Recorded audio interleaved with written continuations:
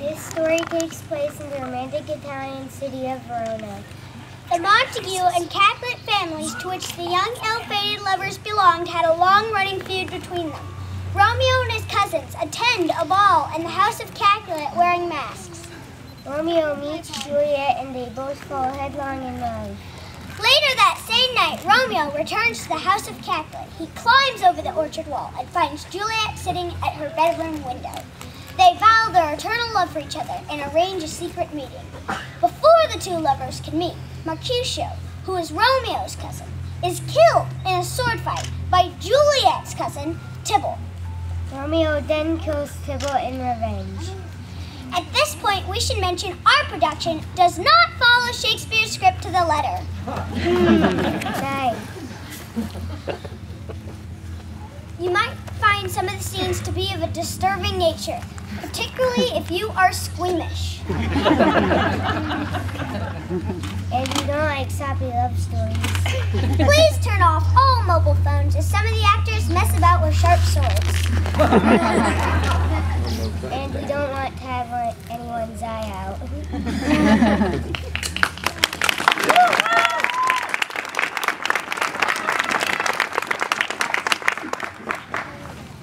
Our tale comes from Verona, Italy's fairest city. The story is a sad one. And the ending isn't pretty. It concerns a lovely lass. Juliet is her name. It tells of love and heartache, and it is a crying shame. Romeo's our hero, a handsome-looking lad. He's got a reputation. Some say he was a cad. He went to Capulet's party, and being a bright spark, wore a mask upon his face to keep them in the dark.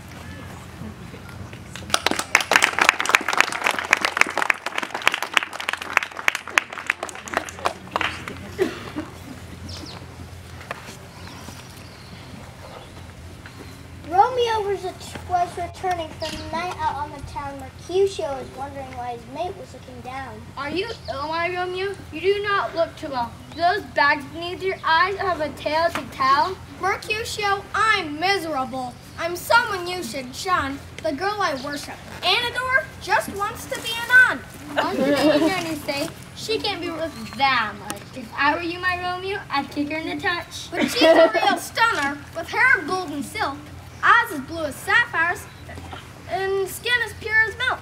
Who is this girl you speak of? Do I know her name? If you ask me, I'd have to say she sounds a royal pain. I'm sure you don't know her. They call her Rosaline.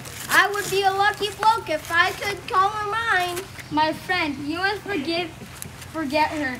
Listen well to me. Cast your net more wide. There's more fish in the sea. More fish in the sea, you say? That I do not doubt. But I want an angelfish, not an old battered trout. That party thrown by Capulet. There'll be lots of foxy ladies there. We'll solve her problem yet. We cannot go to his house, a man we despise, not unless we wear a mask and go there in disguise. So they made arrangements to sneak into the hall to get Crashwell Cat's party and enjoy the ball. Being such a swell occasion, no doubt would be full, and our lovelorn hero couldn't fail to pull.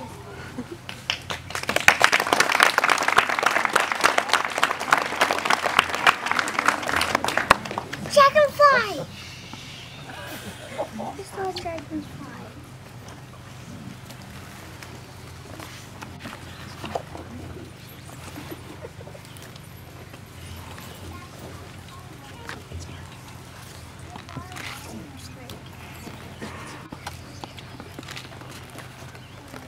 Meanwhile, back at Capulet, the other side of town, Juliet's mother broke some news that made her daughter frown. Daughter, listen. We have a bone to pick with you. Paris wants you for his bride, and he's in a right old stew. But Mother, Paris is too old. He's frail and thin and weedy. His eyes are close together. It makes him look so seedy. But he's a kinsman of the prince and extremely well-to-do. He's very well-connected. You know his blood is blue. But Mumsy, I'm too young to wed. I'm only just 14. And when it comes to fellas, I'm really not that keen. Now listen, girl, he's coming here to attend the ball, so give him the once-over. Would do no harm at all. Look at him carefully and see if his face fits. If it doesn't suit you, then we'll call it quits. Even though the mere idea fills me with dismay, as I'm your loving daughter, I'll do just what you say. Marriage to an older man isn't really that bad. If you don't believe me, look at me and Dad. It's true you could not say your dad's a man of action, but he's good, and honestly, I love him in distraction. But I want a man who's young and strong and brave, not a windy codger with one foot in the grave. Juliet, do not be too hasty. Wait until tonight. He won't look that bad. Well, not in the candlelight. Mrs. C wants a son-in-law who's very well connected, but Paris won't be happy when he's rejected. So fate worse than death awaits our hapless wench To marry an old misery guts with a face like a Walter's bench.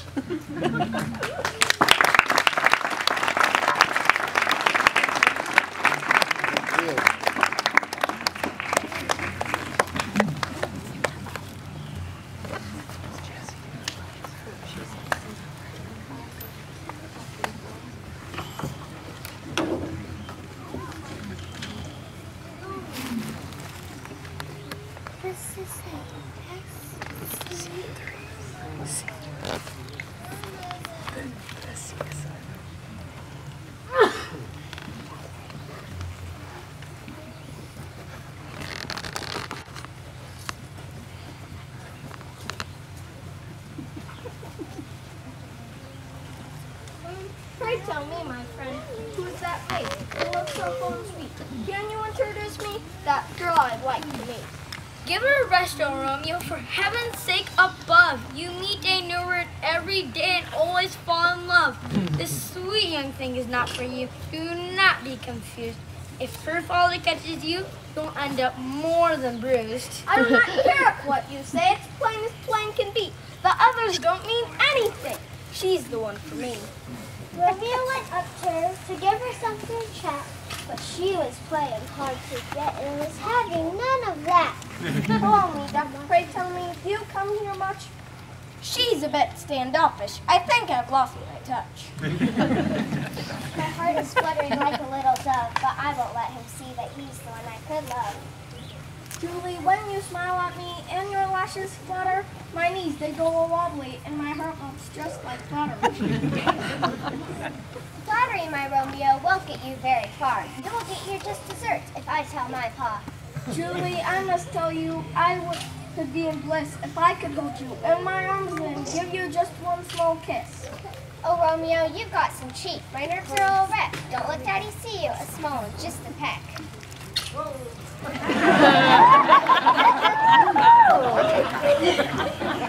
What a saucy lad you are. I thought you weak and puny. I said a small one, but that was a great big smackaroonie.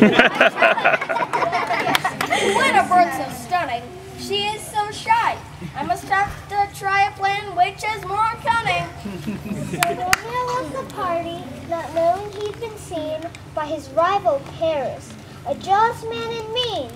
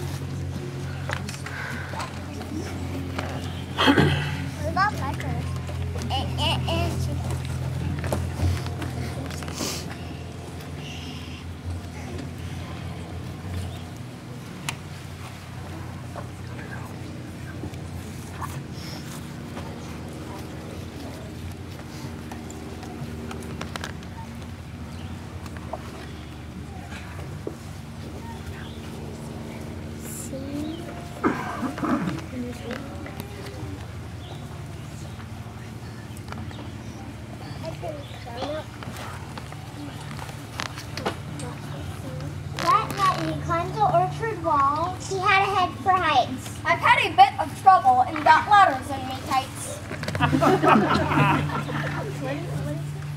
He stumbled around the garden to find his one true love. He spied a candle flickering above. The girl is fondly dreaming about her new found beau. A dude like him is hard to find. He's really cool, you know. He heard her voice, a lisping. Oh, Romeo, my love is true. So he cried, I'm here, me duck, and I don't half fancy you. Don't yell so loud, my Romeo, or you will get a flogging. Then meet me at the graveyard, Chugs, and we can do some snogging.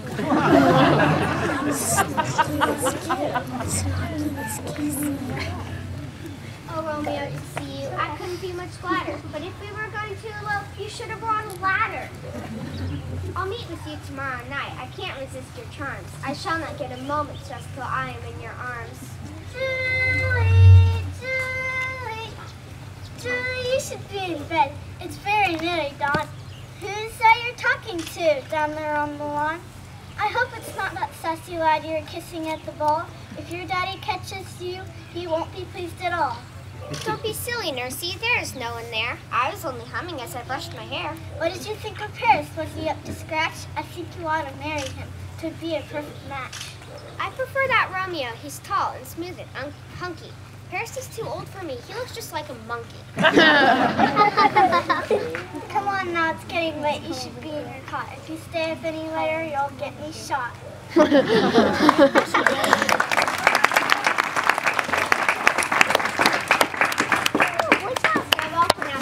I'll see you soon, I swear, but only if you promise your wedding ring I'll wear. I know you are a good girl with innocence and virtue. I promise you, my sugar lump, I never will desert you. So they went their separate ways, dreaming of tomorrow, not suspecting it would bring much sadness, grief, and sorrow.